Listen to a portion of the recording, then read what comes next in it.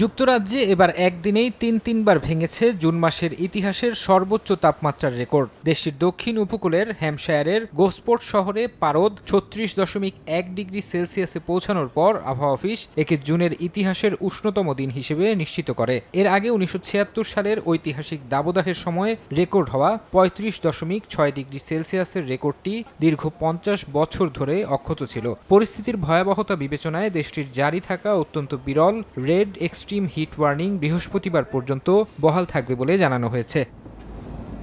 তীব্র দাবদাহে ইতালিতে কয়েকজনের মৃত্যুর খবর পাওয়া গেছে। পরিস্থিতির অবনতি হওয়ায় ইতালির ১৭টি শহরে সর্বোচ্চ সতর্কবার্তা বা রেড অ্যালার্ট জারি করেছে দেশটির প্রশাসন। সংশ্লিষ্ট কর্তৃপক্ষ জানিয়েছে, এবারের গরম এতটাই বিপজ্জনক যে কেবল শিশু বা বয়স্করাই নন, সম্পূর্ণ সুস্থ ব্যক্তিরাও তীব্র স্বাস্থ্য ঝুঁকিতে রয়েছেন।